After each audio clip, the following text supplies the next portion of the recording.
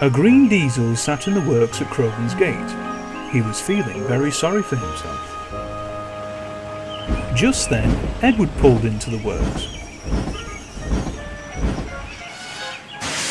The diesel looked up. "Hello," he said timidly. "What's your name?" "Edward," replied the old engine. "And you are?" "I'm Derek," answered the diesel.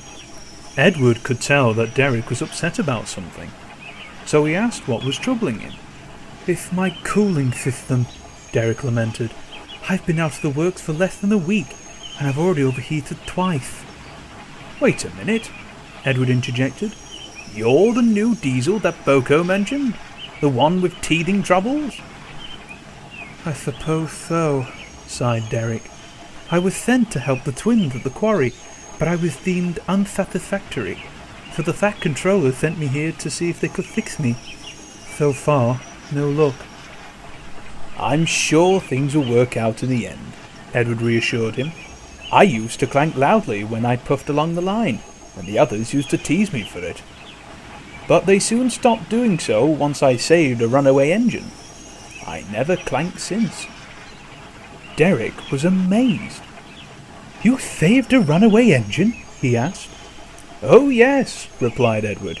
"Two naughty boys messed with James's controls when his crew wasn't in the cab, and then he ran off down the line at top speed. Luckily I was there to stop a nasty accident, although I can't take all the credit for it. It was a quick-thinking inspector who decided to use a noose of rope attached to a shunter's pole to stop James." "That's incredible," said Derek.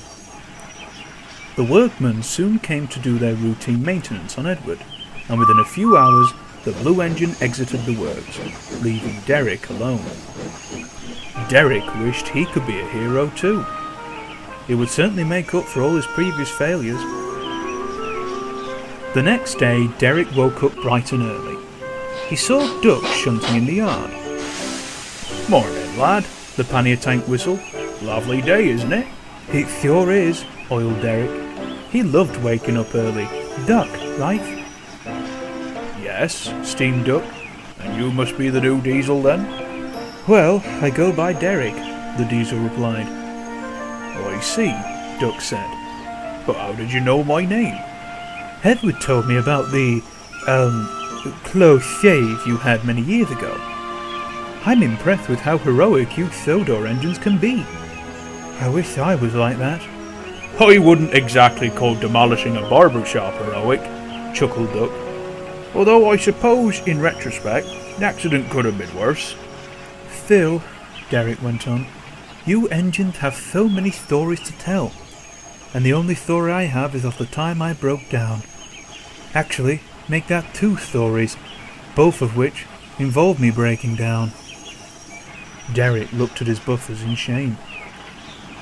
"Expect the unexpected," replied Duck. "Who knows? Avenger might just be around the corner." Duck puffed away, and Derek sighed, still feeling down. Derek had passed all the tests to make sure he was mended properly, and soon exited the works. He was then relegated to short, slow goods trains, with all the hope that it wouldn't cause too much strain, and potentially cause him to overheat. At first, Derek enjoyed it, but he soon began to grow bored. A few days passed by, and the Wellsworth station master came to see Derek with urgent news. "Gordon is stuck on his hill again," he said. "We need you to give him a push. Edward would normally do it, but he's busy elsewhere." Derek was worried. He had gotten stuck on the hill before on his first day, and was worried it might happen again. "With all due respect, sir," said Derek's driver, "I don't think Derek is strong enough for this job." Derek was about to agree, but he remembered Edward's story about saving James. "I'll do it," replied Derek. "Are you sure about this?" Derek's driver asked.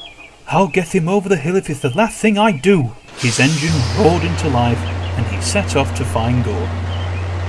When he found Gordon in the express, he was stuck halfway up the hill.